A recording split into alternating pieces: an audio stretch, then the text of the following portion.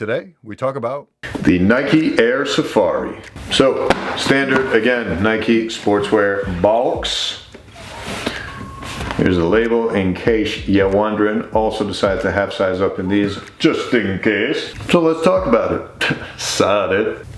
Alright, so here's both shoes. Now, the obvious thing that sets this model apart from a lot of other Nike models is this lovely looking ostrich inspired faux safari print. So when you hear Nike refer to safari print, this is their essentially proprietary safari print, this faux ostrich appearing leather. So let's dive into some more details with it, shall we?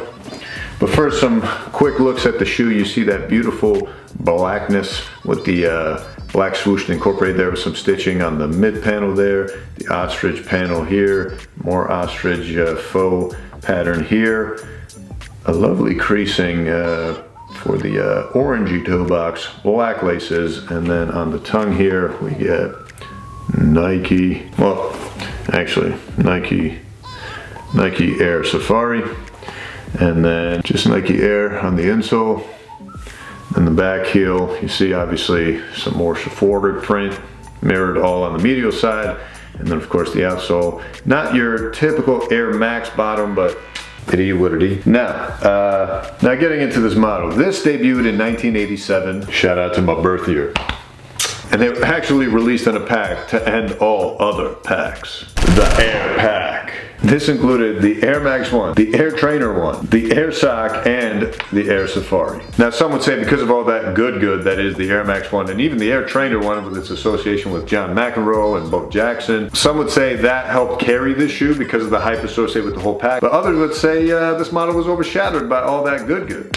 So who's to know? It is what it is. Regardless, when Tinker was meddling around with designing this kind of shoe, he was trying to incorporate Nike's athletic DNA with more of a fashion-forward shoe, which fashion was kind of a poo-poo word at the time at Nike because of its athletic roots. So to come up with something like this that was dedicated to more of a fashion-first, lifestyle-first, as opposed to athletics-first shoe, even though it could perform, very few people were on board with Tinker at the time, but yet he pushed it through, did the damn thing, and came out with the pack. Now some would say because of all that, this became the first Nike sportswear labeled Nike product. Now as far as how Tinker came upon designing this and coming up with this kind of ostrichy print inspiration, that goes back to a trip he took to a New York City fancy schmancy furniture store, which he said was the kind that you had to buzz in to get into. So I imagine it was a very kind of place. And basically as he was in there, he was seeing furniture for tens of thousands of dollars for some pieces, and one of them that really caught his eye was a couch covered in ostrich leather.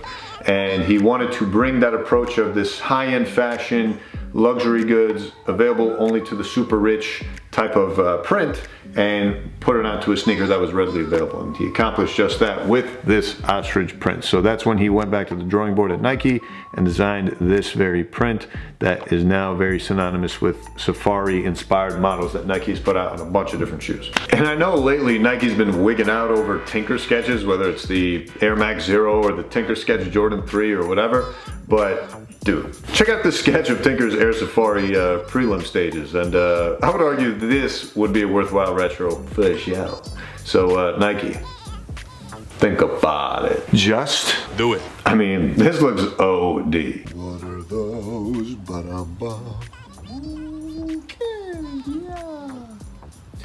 Very nice. Safari. Hold up, what was that? Yeah, pretty cool. Nice touches. The black with the orange. I mean, this is obviously a great fall shoe, but I was gonna look at you funny, I think, if you wear them now. But, you know, I'm not in a rush to wear these, to be honest with you. A few steps there. Nothing on the heel, no Air Max logo, nothing. But you get a nice pop of the ostrich print. And, yeah. Again, went half size up in these, but can definitely get away with true to size. Half size up, supremely comfortable, but for a nice routine snug fit, I would say better off going true to size, but that's just my personal opinion.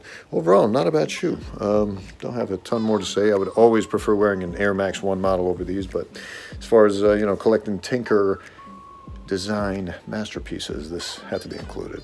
It is what it is. But with that said, thanks for joining, and we'll see you on the next one. We out.